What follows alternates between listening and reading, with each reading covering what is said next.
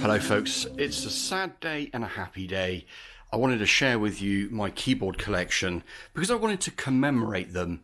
I plan to sell most of these, and the reason why I'm going to sell most of these is because I've just bought this one up here, which was a little bit expensive, so I'm going to try and make up some cash. But what I wanted to do was just sort of show you around a few of these keyboards. They're really quite cool. I especially adore this little Casio PT20 here, which is really good fun, and then the Casio tone bank, and there's an old Yamaha Porter sound, and then we've got the micro Korg XL, and then there's the Korg Cross, and then at the back here is the big Yamaha PSIX700. Anyway, let me show you a few of these keyboards. This is the Casio PT20. I bought it on eBay for, I can't remember, maybe 10, 15 pounds. And the reason why I got it so cheap was because it didn't have a battery cover on the back of it. So I went ahead and 3D printed, designed and 3D printed my own battery cover. It took a few attempts to get that right, but good news, it's got a battery cover now. This Casio PT20's got a lovely 8-bit sort of sound to it. Let me show you how it sounds.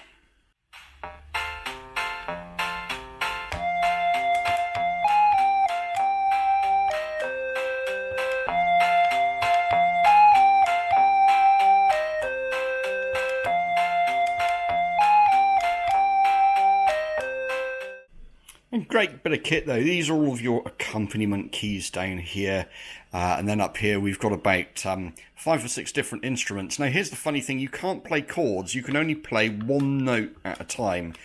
Well, you can play chords if you use these buttons down here as your accompaniment chords, and then you can only play the melody on one note on each of these. So that's sort of a little bit limiting. What is interesting is it actually comes with a sort of like an arranger setup where you can create and record your own music on it.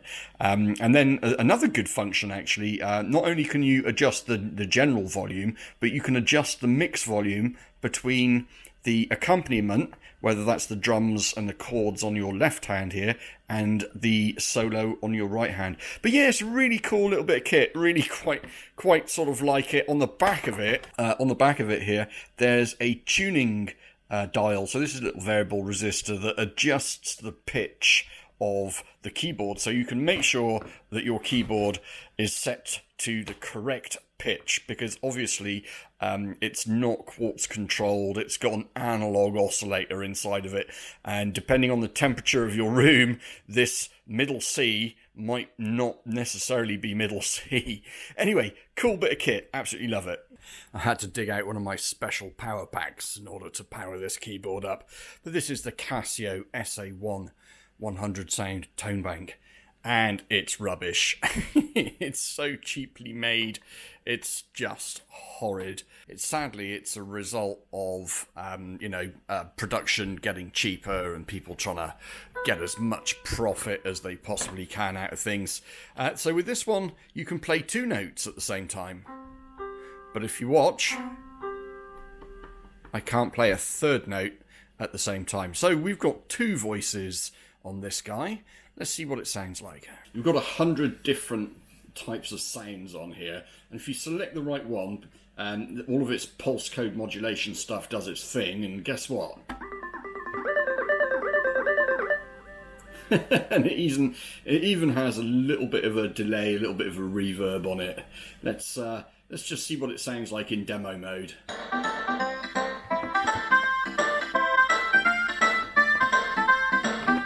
Alright, so with its synthesizer, you get some sort of interesting sounds coming out of this. So here's one, for example.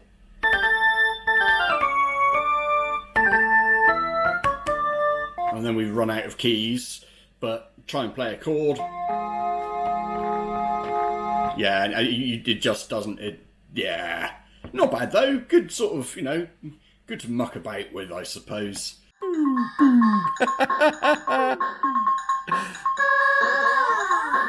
Oh yeah. Yeah, sounds like modern day techno music to me. This here is the Yamaha Porter Sound PSS50, and this is just sort of stepping up in the world of synthesizers a little bit, not too much, but this has got multiple voices. So you can hear that every key I press always works, which is very cool. And it has computer-aided music, so it has ad-lib and harmony. Let's just have a quick listen to the demo sound on this.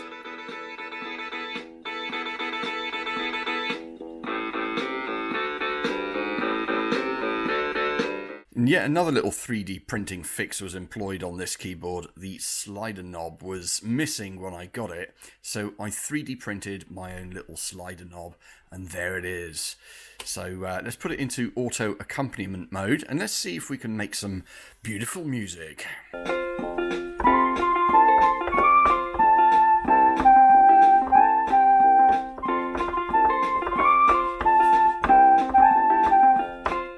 So what makes this one special? Not a lot really, but there is a few sort of benefits, I guess, in the sense there's 100 voices.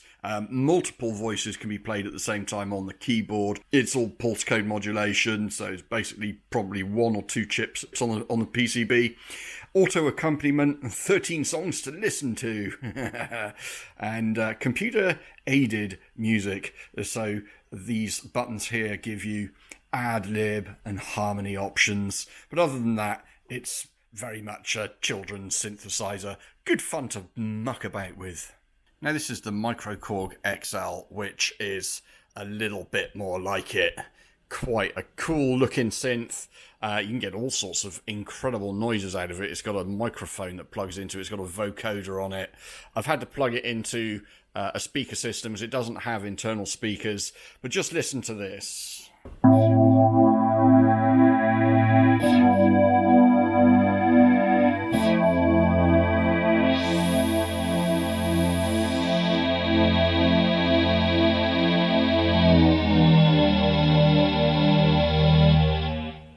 It is lush. I absolutely adore this keyboard. It's a beautiful synthesizer. It's great for, you know, standing on stage and getting up to all kinds of mischief.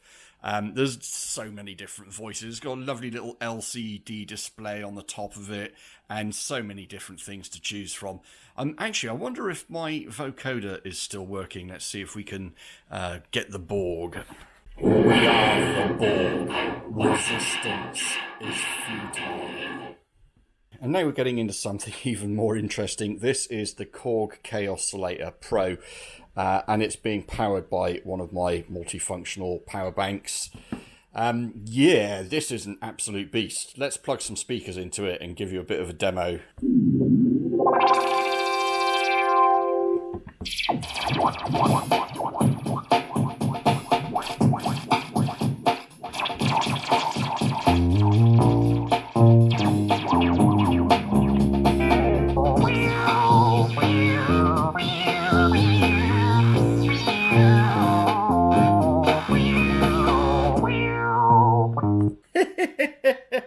Absolutely adore this thing. I'm sort of sad to let it go, but at the end of the day, it needs to go. But this is the OP1 by Teenage Engineering. I absolutely adore this. It honestly just so much stuff that you can do. So it has a full set of drums, multiple drums on it. It's got multiple synths on it, multiple adjustments. You can sample stuff with this, you can create stuff with this, you can record it, you can play it back, and you can chop it up, and everything is done with this tiny little screen up here, which is an OLED, multicolor OLED display. Absolutely magnificent thing. So we're just quickly recording a drum beat down, and just get a few seconds worth of drum beat. There we go, got that. Go back, play that back. There we go, that's the drum beat on the cassette tape. Now what we can do is switch over to noises. And we'll record some noises.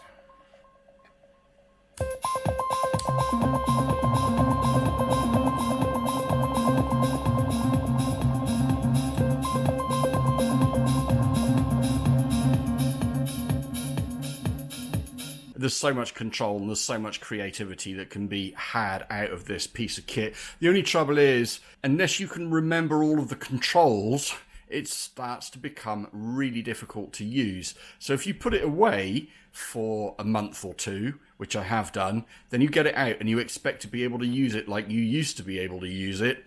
You've forgotten how to use it. It's that complicated. I love it. I've made some fantastic music with this, but I've got to be honest, if you're not using it regularly, it's a nightmare to drive. It's very easy to forget how to use it. Anywho, that is the OP1 by Teenage Engineering. Absolutely fantastic synth. But this, ladies and gents, is the Korg Cross. It's the original Korg Cross. There's a Cross 2 out. It has a lovely little LCD display on it. There's so many different types of instruments on here. What a magnificent beast this keyboard is. It's touch sensitive.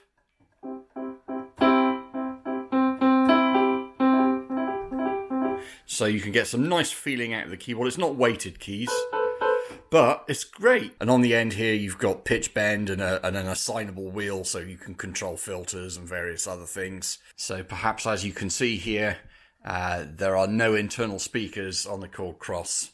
And so I've got a power supply over here powering the unit. And then I've got a speaker here, which is connected to it. Anyway, let's have a listen to it.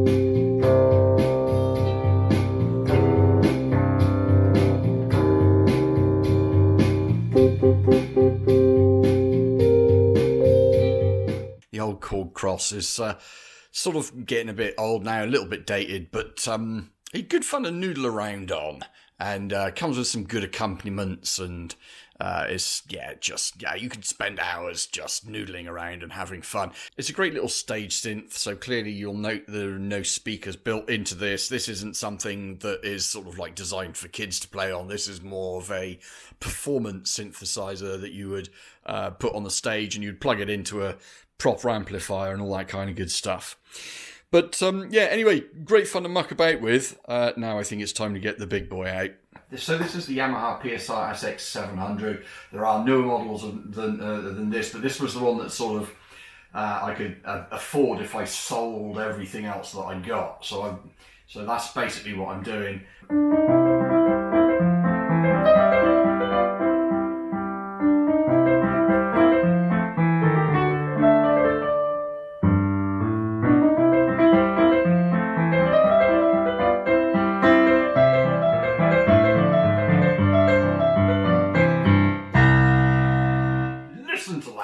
It's just magnificent.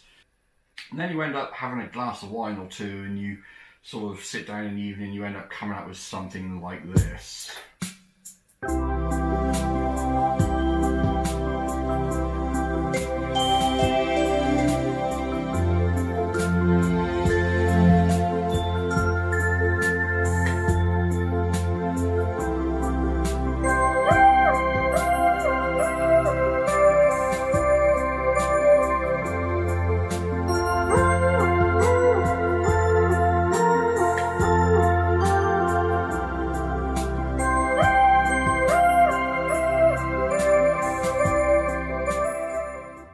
Hello. Right, the Rode microphone is on top of the raving log. It's a raving log because it looks like it's raving, and that's what's recording the audio right now. Do love this little radio mic. Okay, ladies and gentlemen, here it comes.